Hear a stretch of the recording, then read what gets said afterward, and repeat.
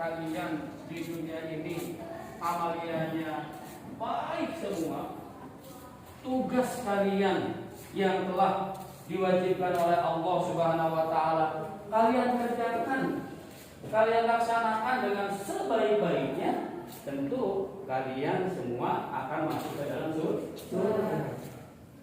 Tetapi manakala kalian di dunia ini banyak berbuat salah, banyak berbuat dosa, maka tempat akhir itu akan masuk ke dalam neraka. Gitu, ya. Jadi asal masalnya manusia ini adalah berasal dari surga, maka ketika nanti meninggal masuk ke alam akhirat, juga harus masuk ke dalam surga. Namun harus diusahakan itu oleh kalian semua. Bagaimana caranya kita semua sebagai umat manusia ini supaya bisa kembali ke surga. Oke ya. Nah itulah pembahasan kita yang pertama tentang sejarah. Oke, paham ya? Sekali lagi, apa yang arti sejarah? Sejarah itu adalah ilmu yang mempelajari peristiwa masa lalu yang dilakukan oleh manusia. Ketika kita berbicara tentang asal-usul manusia, itu adalah masa lalu. Maka itu adalah objek dari pelajaran sejarah. Paham ya? Makanya di dalam kelas 7 yang kemarin kalian belajar daring ya kemarin itu ya. Pernah nggak ada yang berbicara tentang prasejarah? Ada. Apa Pak prasejarah itu? Prasejarah itu adalah suatu masa di mana manusia belum mengenal tulisan. Ya. Manusia belum mengenal tulisan. Terus Pak peninggalannya apa itu manusia? Ya artefak itu. Seperti fosil, ya. Tahu fosil? Siapa yang bisa menjawab apa itu arti fosil? Yuk, teman-teman. Ayo, kamu bisa jawab? Fosil itu artinya tulang belulang manusia yang sudah membatu. Fosil itu namanya ya. Nah, itu dipelajari oleh orang-orang yang ahli di bidang sejarah, bagaimana ini kehidupan manusia purba dahulu. Makanya dikenal ada manusia purba Meganthropus, Paleo Japanicus. Pernah dengar? Ada manusia purba Pithecanthropus erectus. Kapankah itu hidupnya? Itu sekian ribu tahun yang lampau. Ada manusia Homo sapiens. Ada manusia purba Homo soloensis. Ada manusia purba Homo wajakensis. Ada manusia purba Homo vagelensis dan sebagainya. Itu adalah peristiwa-peristiwa yang terjadi pada masa lalu dan itu adalah salah satu dari objek pelajaran sejarah. Jadi kalau kita belajar sejarah atau belajar IPS, kita harus mengerti dulu nih, apa sih objek yang dipelajari dalam ilmu IPS itu, dalam ilmu sosial itu. Bapak tegaskan sekali lagi, salah satunya itu adalah sejarah. Pak, kalau kita belajar tentang kemerdekaan Republik Indonesia, kapan terjadi kemerdekaan Republik Indonesia itu? Angkat tangan yang tahu. Angkat tangan yang tahu. Tanggal berapa? Tanggal berapa? Tanggal 17 Agustus 14 atau 14? 17 Agustus tahun 1940.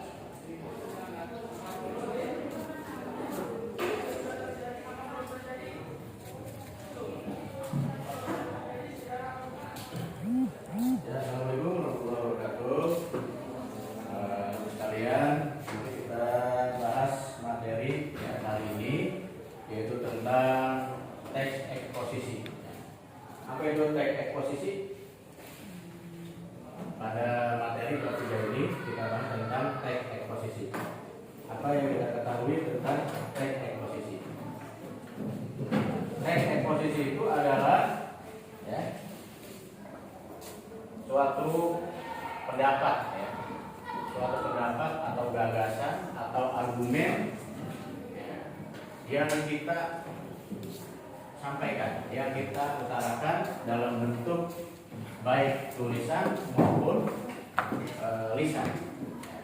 Jadi teks itu yang berupa tertulis maupun berupa bisa. Nah, jadi karena teks eksposisi ini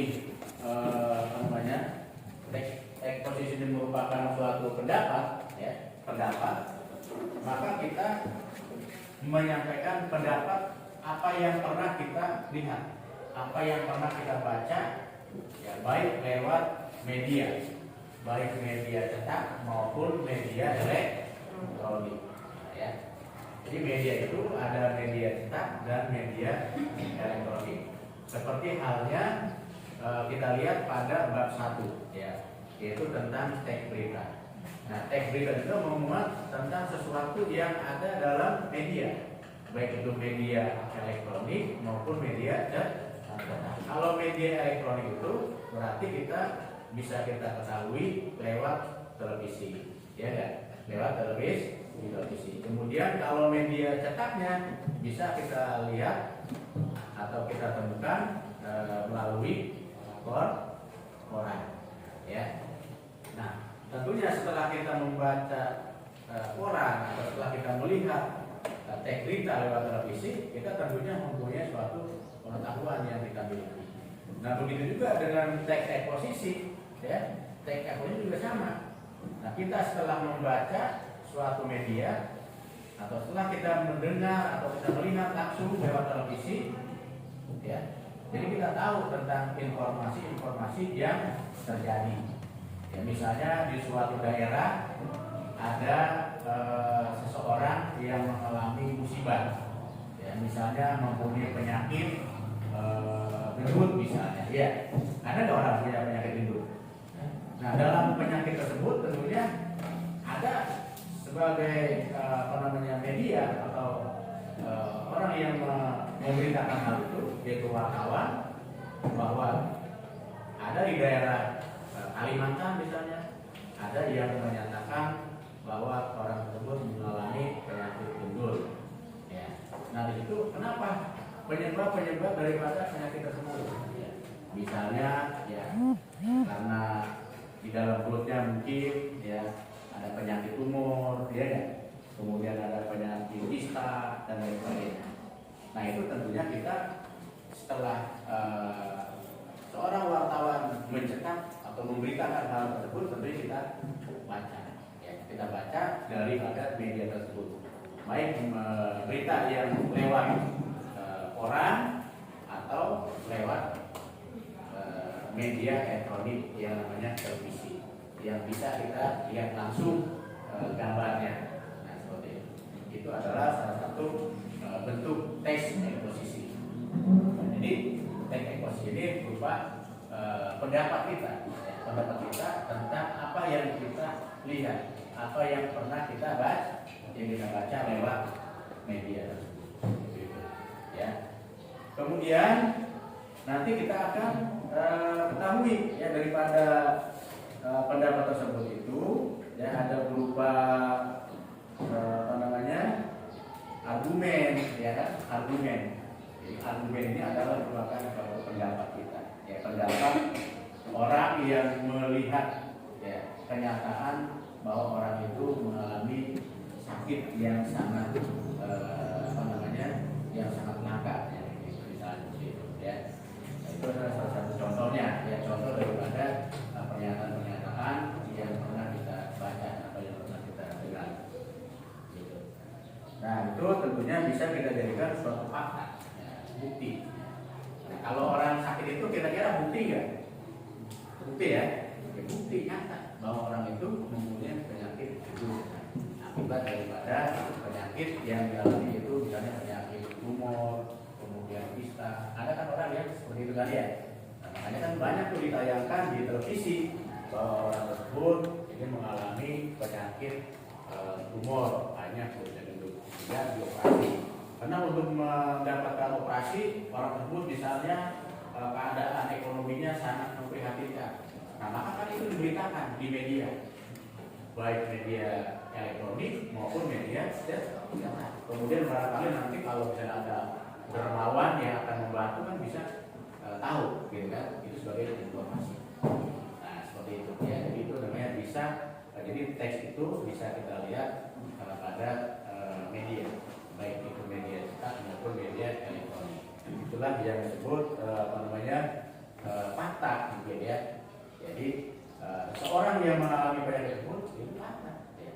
Bukan hal yang istilahnya rekayasa. Kalau misalnya ada berita pernyataan seperti itu. Kemudian misalnya bukan hanya masalah orang sakit, kemudian masalah musibah, ya. Misalnya musibah kebanjiran, ya kan? Kebanjiran, ya kan? Itu juga sama. Misalnya di daerah Padang mengalami banjir, ya, dengan mencapai misalnya 1,5 meter, ya, tinggi kedalamannya ya, sehingga banyak menimbulkan korban, banyak menimbulkan kerugian baik berupa materi, ya, kemudian nyawa dan sebagainya, ya kan? Ya, ada yang hilang, ada yang mungkin ya, bahasa ininya balok lah gitu ya, karena akibat daripada banjir itu. Banyak orang yang mengalami seperti itu di daerah-daerah tersebut. Nah, itu kan bisa diberitakan. Jadi artinya antara teks berita yang pernah kita baca, kemudian dengan teks eksposisi yang pernah kita bahas sekarang ini ya pada dasarnya sama. Sama-sama menjelaskan tentang suatu pernyataan yang berdasarkan fakta, berdasarkan kejadian yang ada. Ya, demikian materi yang Bapak sampaikan pada kesempatan luring kegiatan hari ini yang waktunya hanya 20 menit, ya, 1 jam pelajaran ini, ya, maka Bapak Indonesia silakan.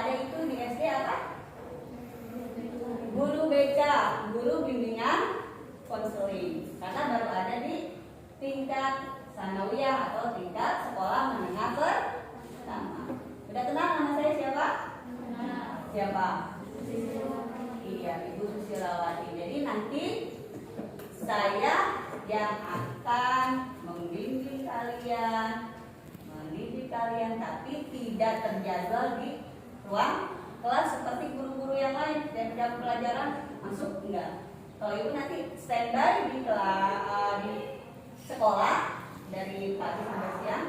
Kalian kalau ada yang ingin dibicarakan, masalah pribadi, masalah dengan teman kalian, silahkan datang ke saya, ya. Cari, saya mau ketemu Bu Susi. Bu Susi ada di ruangan mana ya? Saya mau datang. Silakan. Assalamualaikum Bu. Saya Rani kelas 7E misalnya.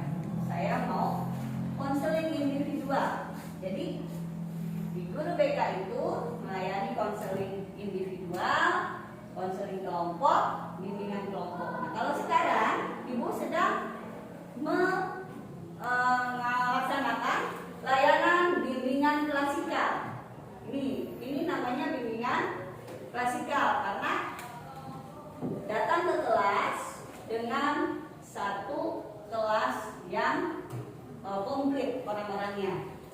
Kalau konseling individual datang ke Ibu cuma 1 orang atau 2 orang, ya, pribadi, masalah pribadi. Kalau bimbingan klasikal masalahnya umum, ya.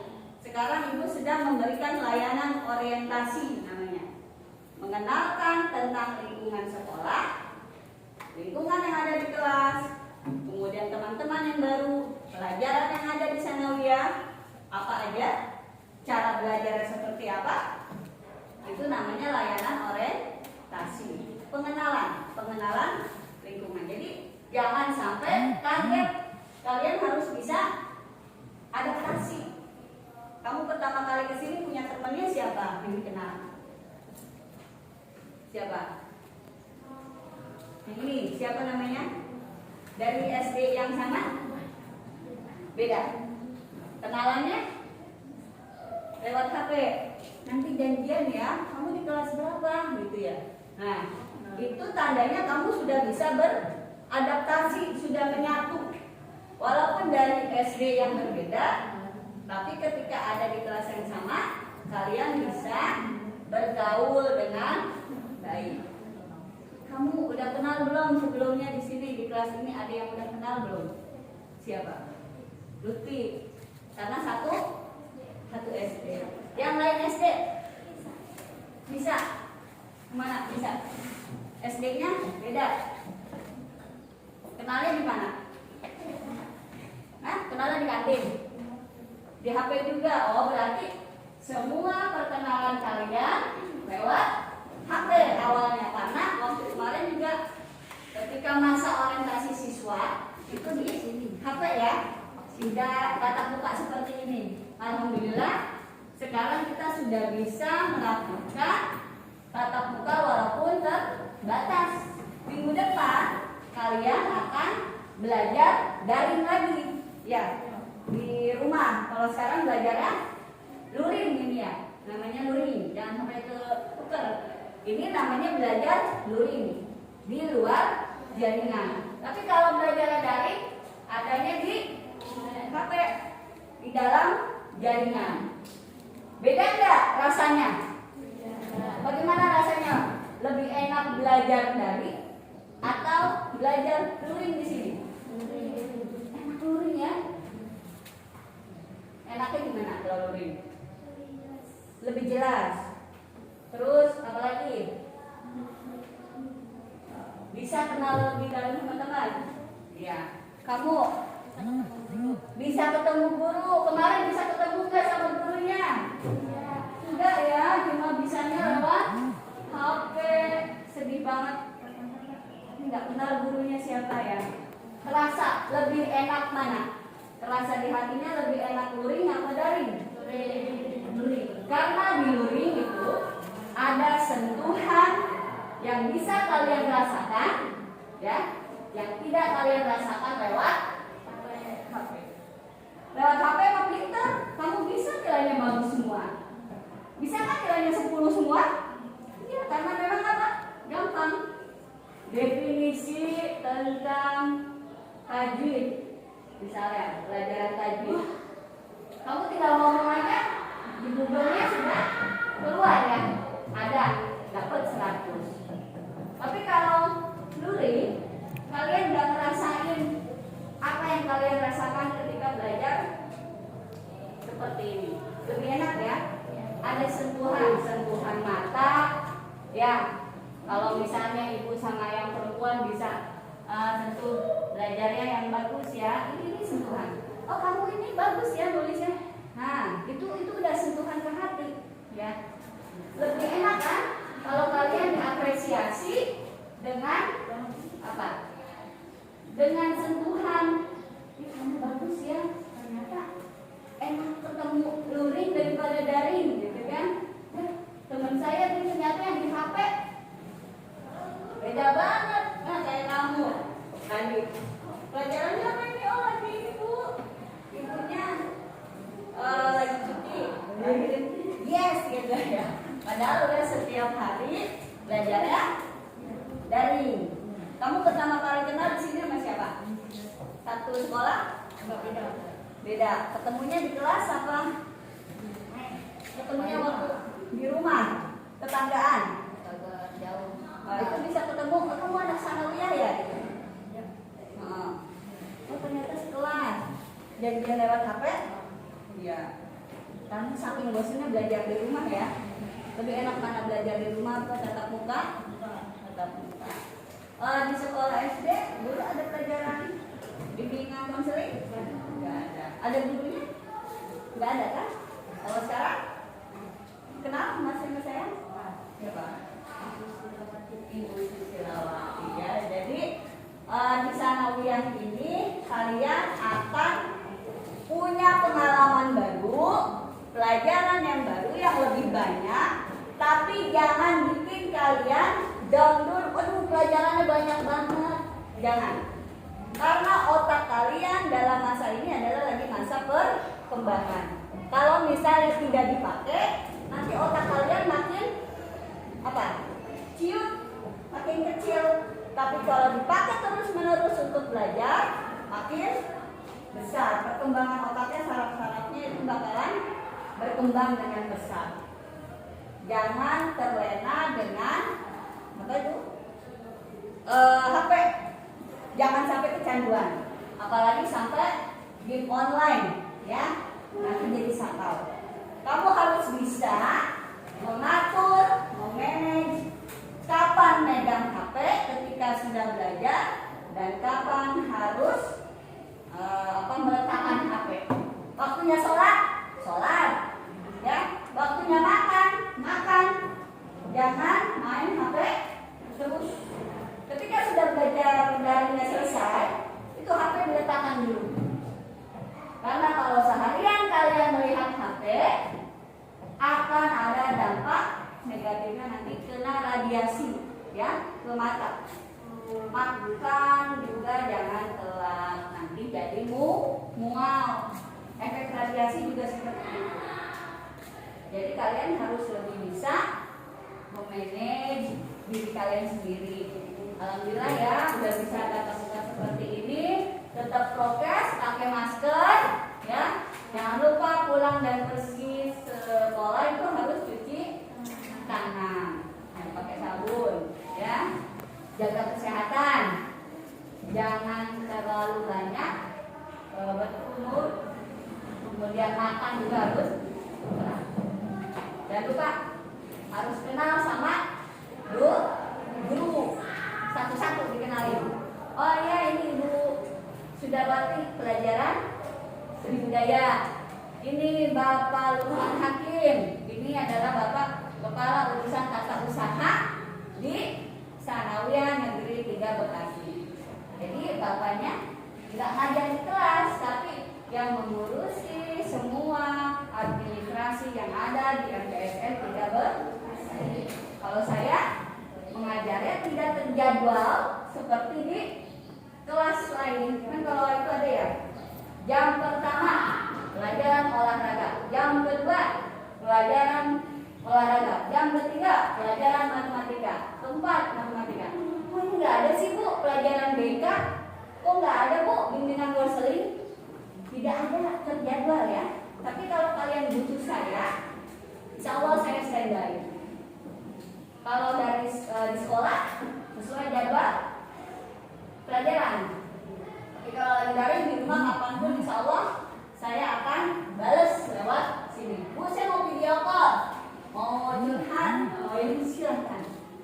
Bu, saya mau telepon, silakan. Bu, saya mau WA, silakan. Nanti insya Allah saya layani. Ya, pada pelajaran ini yang nggak bisa Bu, saya udah nanya ke wali kelas, saya udah nanya ke ini caranya gimana, tapi belum ada yang mengadu hati saya. Boleh nggak Bu saya ngomongin sama Ibu? Boleh. Ya, jangan malu-malu. Ketika ada teman kalian yang bikin kalian gak nyaman di kelas, komunikasikan dengan guru yang sedang mengajar. Kemudian kalau misalnya kalian sungkan, ngomong ke wali kelas. Atau saya mau langsung ke Bu Susi aja, nggak apa-apa. Datang, Assalamualaikum Bu, saya Lani, saya mau bicara dari hati ke hati sama Ibu. Boleh Bu? Ibu ada waktu? Nanti saya ada di rumah. Ya, jadi jangan takut sama guru BK ya. Guru BK bukan polisi sekolah, tapi guru BK insya Allah yang akan membimbing kalian untuk mengembangkan minat potensi yang ada di diri kalian menjadi pribadi yang lebih baik. Jadi kalian biar tahu, saya Bu pendiam banget Bu, tapi ternyata ketika ngobrol-ngobrol, oh kamu bisa ini ya, pidato, walaupun pendiam tapi bisa pidato. Itu kan tahunya ketika kamu menunjukkan diri, Bu saya bisa ini.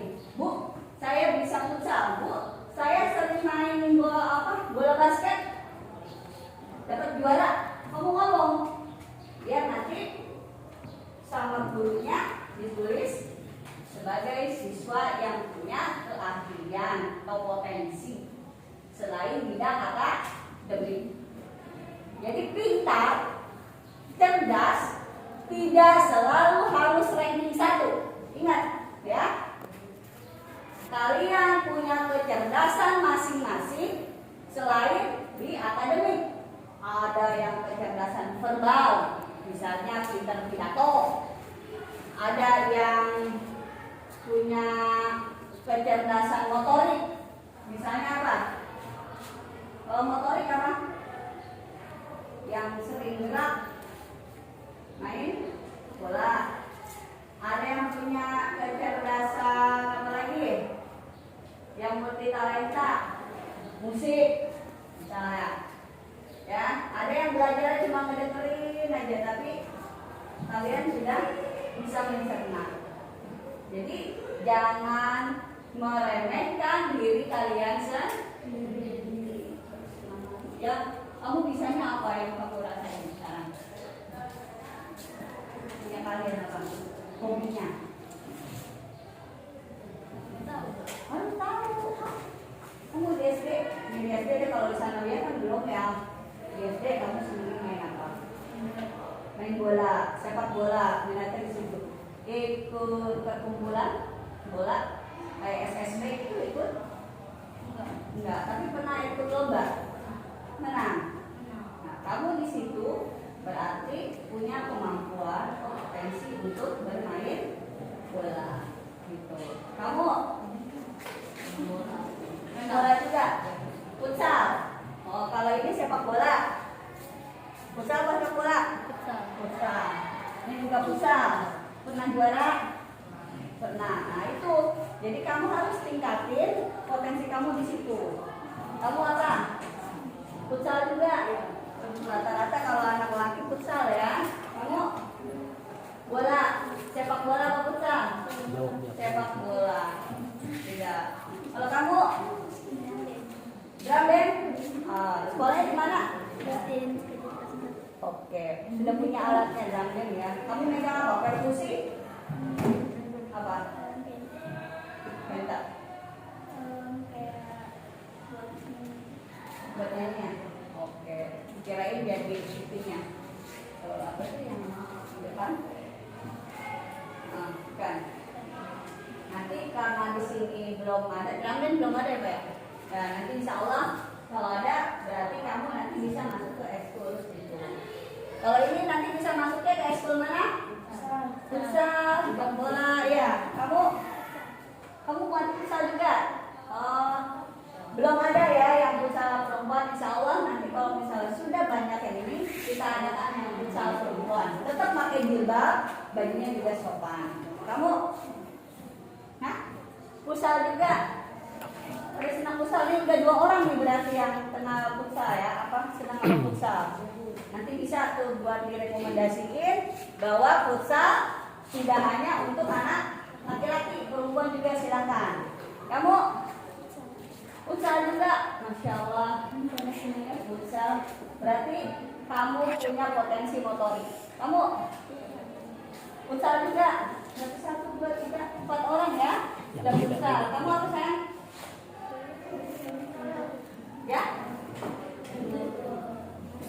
Ngaji, alhamdulillah. Sudah hafizah? Lomba tingkat kecamatan, kiroah apa murotal? Murotalnya, alhamdulillah. Tuh nanti perlunya kalian tahu potensi yang ada dalam diri kalian itu untuk dikembangkan. Yang ini senang futsal. Ntar kalau ada futsal saya mau ikut Bu, silakan. Ini mengaji murotalnya, alhamdulillah kita udah punya 1 di kelas nih. Nanti kalau ada lomba berarti bisa ikut, ya dilanjutkan. Kamu apa sayang? Menyanyi, alhamdulillah. Udah pernah ikut lomba nyanyi? Belum. Insya Allah nanti kalau di sini ada lomba-lomba di kabupaten apa, kamu nanti bisa ikut. Jangan malu ya. Bu, saya mau ikut lomba. Namanya siapa? Catat. Gak usah malu karena kalau kalian nggak ngomong kira-kira itu tahu nggak? Nggak tahu kan? Jadi kalian harus ngomong dan menunjukkan kemampuan kalian. Kamu apa sayang? Apa? Bulu tangkis, alhamdulillah. Bagus, jadi bermacam-macam ya. Kecerdasan, kemampuan, potensi, minat, bakat, hobi kalian macam-macam di kelas ini. Ini yang bulu tangkis. Kamu apa? Bulu tangkis juga. Nanti kalau ada event-event, pekan olahraga dan pekan seni dan sebagainya, kalian harus ikut ya. Kamu apa sayang? Futsal. Nah, berarti sudah ada 5 orang yang futsal ya. Udah bisa dikira satu tim untuk kelas ini. Nanti kalau ada lomba, berarti kalian tinggal latihan. Nah itu fungsinya kalian menunjukkan aktualisasi diri kalian. Tahu aktualisasi apa? Nih saya lo bisa. Gak apa-apa kalau kayak gitu, gak sombong. Tapi menunjukkan kemampuan kalian. Ya, harus semangat ya. Nanti kalau ada acara apa, Bu, saya mau daftar, Bu, saya mau daftar. Silakan. Karena kalau kalian tidak ngomong dan tidak menunjukkan kemampuan kalian, guru-guru tahu nggak? Nggak. Paling nanti satu dipanggil. Saya tanya dulu ya, ibu tanya, kamu sebenarnya apa? Pernah punya prestasi apa? Oke, jadi fungsinya guru BK di sekolah ini adalah untuk membimbing, melayani semua siswa yang ada di sini supaya bisa mengembangkan potensi, bakat, minat, hobinya sesuai dengan perkembangannya agar bisa melaksanakan tugas perkembangannya dengan baik. Jadi jangan takut ya, sama saya jangan takut ya. Takut nggak? Ya, jangan ya. Harus ini, harus seperti teman aja. Artinya seperti teman tuh ngobrolnya seperti biasa, tapi tetap takzim sama guru, ya. Jadi kalau ada perlu, silakan datang ke ruangan BK atau ke ruangan guru ngobrol dengan saya. Oke? Karena mungkin saya, ada lagi yang mau ditanya, silakan. Alhamdulillah kalian sudah bisa ikut berpartisipasi di kelas ini, sudah bisa adaptasi di kelas ini, sudah bisa menyelesaikan diri. Semoga sampai nanti kalian lulus, kalian bisa mengikuti kegiatan belajar mengajar dengan baik dan bagus serta hasilnya maksimal. Tidak hanya pintar aja, tapi harus berakhlak. Oke, ada lagi yang mau tanya? Sudah? Terima kasih atas perhatiannya. Nanti kalau misalnya kalian perlu, silahkan cari saya. Ya, jangan malu-malu ya. Saya mah takut mengguru itu jangan, nggak boleh ya. Harus ngobrol seperti biasa. Ya, wali kelas harus ngomong. Terima kasih atas perhatiannya. Mudah-mudahan apa yang saya sampaikan di kelas ini bermanfaat untuk kita semua. Kalian bisa mengikuti pelajaran dengan baik. Tetap semangat belajarnya, jaga kesehatan, ya. Tetap prokes, pakai masker, cuci tangan, kemudian juga harus banyak istirahat. Oke, terima kasih. Assalamualaikum warahmatullahi wabarakatuh. Terima kasih ya.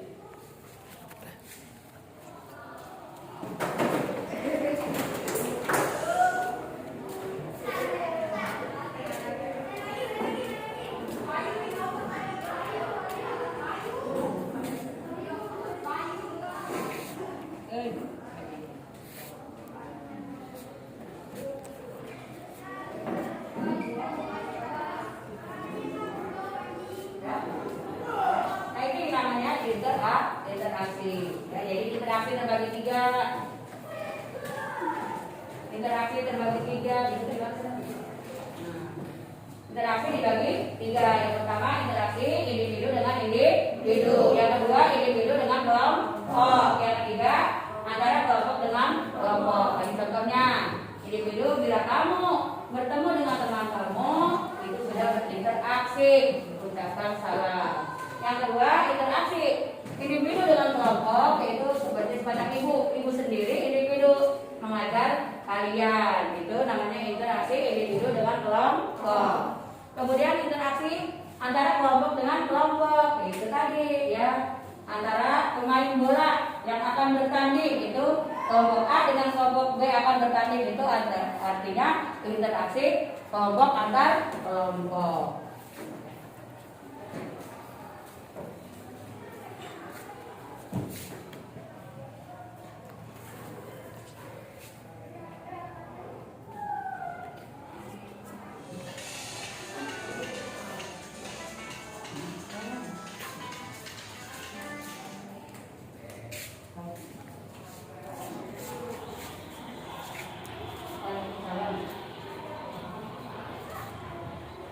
Ini siapa?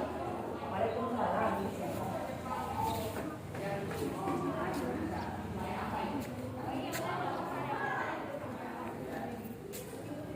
Kemudian nomor 4-nya, peserta tadi dapat menyebutkan salah satu wujud janji Jepang untuk meyakinkan rakyat Indonesia. Jadi ada dengan apa itu?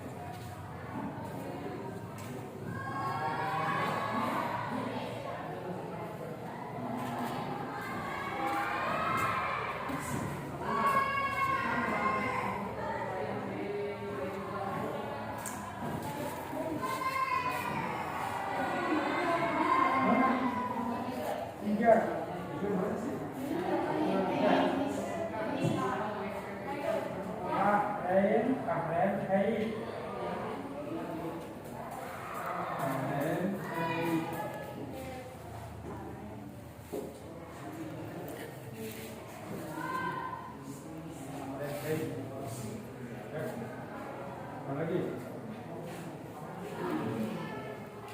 Nah, terus yang ini kan belum lagi.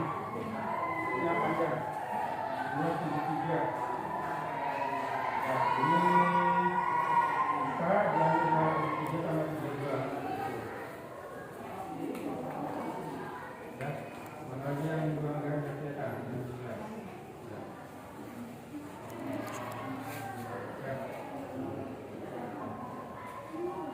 Ya. Kalau antara salsi itu kosong, jadi nggak bisa.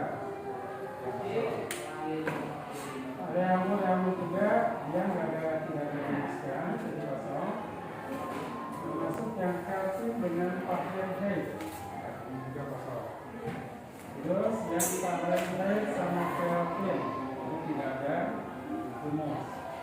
Lalu yang nanti yang Kelvin dengan Kelvin ini bayar panjang. Ya, sudah dikalikan, kemudian ditambah dikurangi kerja 2 ditambah 23. Termasuk yang Fahrenheit dengan Fahrenheit juga yang katanya juga nih. Ya, ada panjang. Ini ada. Terus yang Kelvin dengan diamond. Ya. Yang sedikit itu yang dengan diamond. Celsius dengan diamond. Celsius. Ya, Celsius dengan Kelvin. Kemudian apa yang sedikit ini sedikit. Jadi kita akan apa contohnya. Nah, contoh soalnya.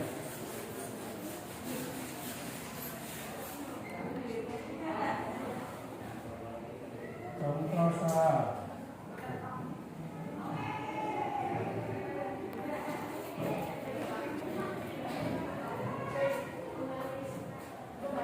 Ya, contoh soal yang pertama.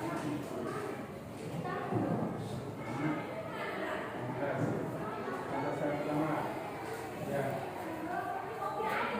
Misal kita bikin rumus yang Celsius dengan Reaumur.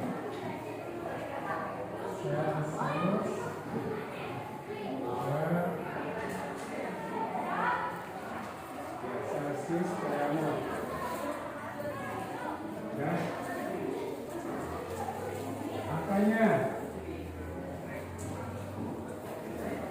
yang 40 derajat Celsius berapa Reaumur.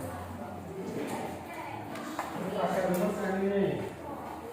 Celsius dengan Reaumur. Agar sama dengan 4 dikurangi 4 berarti 5 dikali C. Ya, C-nya adalah Celsius. Celsius berapa? 40. Ya, teruskan L sama dengan 4 per 5 dikali C.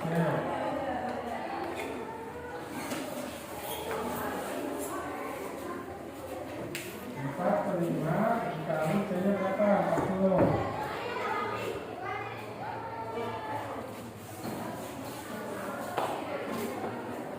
Kita lihat 40 kali 40, 4 dikali 40 berapa? 4 dikali 40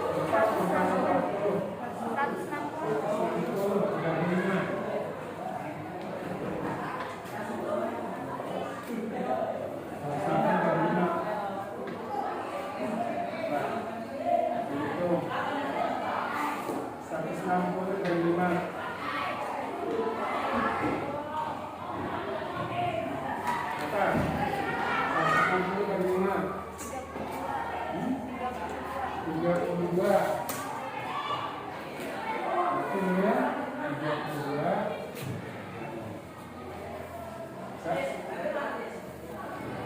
Jika yang sel Reaumur dengan Celsius, ya, Reaumur dengan Celsius.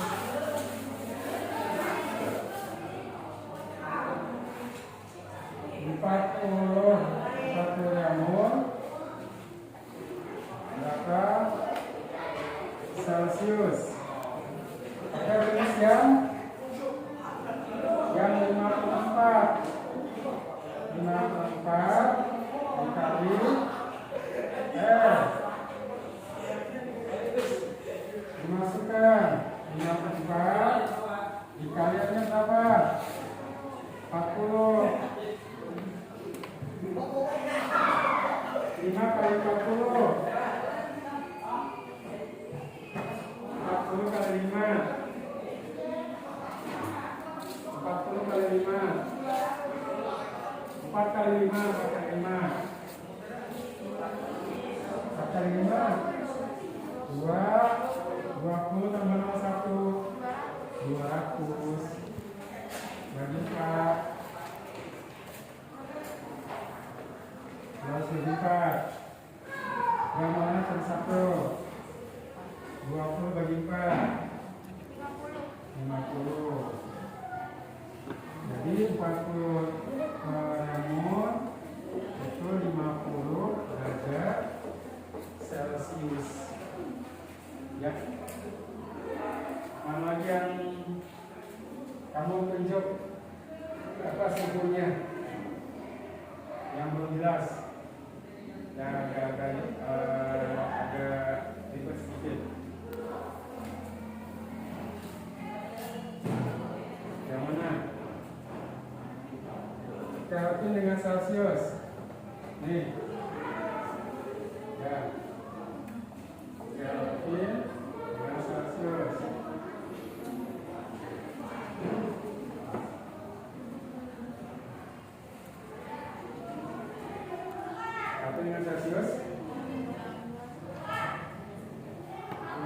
sama dengan 5/9 kali F minus 32.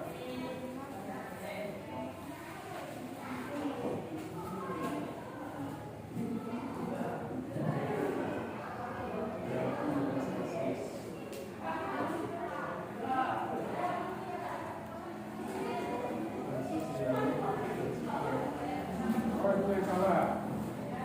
Balik nih. Ya, kamu sebalik dulu. Ini paham yang baik. Paham baik. Jadi kreatif. Mana kan ini ada F-nya? Ya, ada F-nya. Ya, kita masukkan. Kita coba F-nya Fahrenheit Celsius 40 Fahrenheit berapa Celsius? Berapa derajat Celsius? Ya, karena kalau yang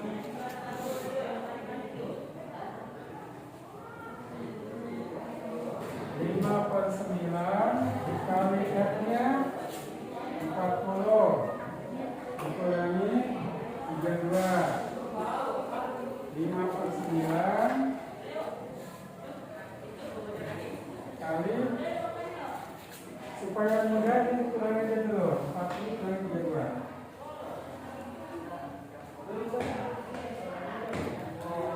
40 ganti 32.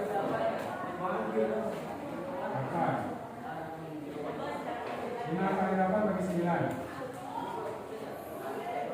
5 kali 8 40 bagi 9. 40 bagi 9 tambah koma. Coba 40 bagi 9. 40 bagi 9.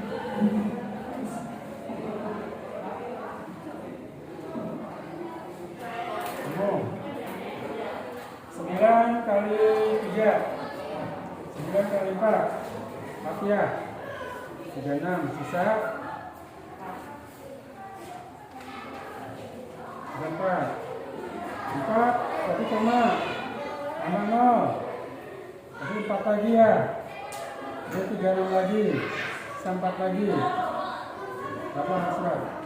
4,44 4,44 ya. Ya, hasilnya berapa? 4,44 derajat Celcius.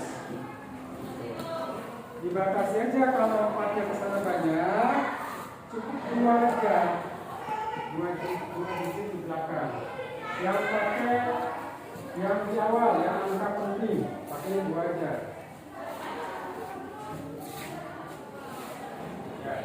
Terus mana lagi yang belum? Haji bersama-sama. Sudah? Sudah? Nih Celsius Kelvin. Haji udah perbaiki udah. Ya, sudah selesai dengan ini ya. Ya, nanti sekarang yang Celsius dengan Kelvin.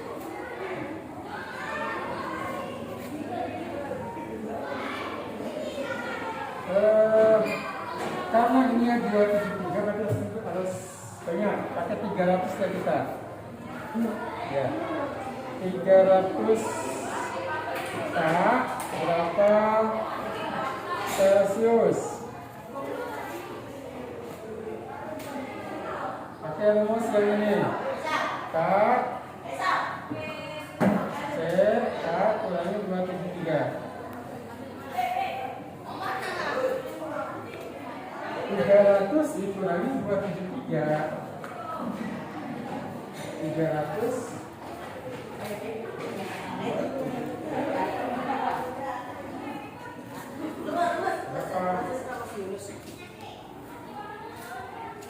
300 kurangi 273.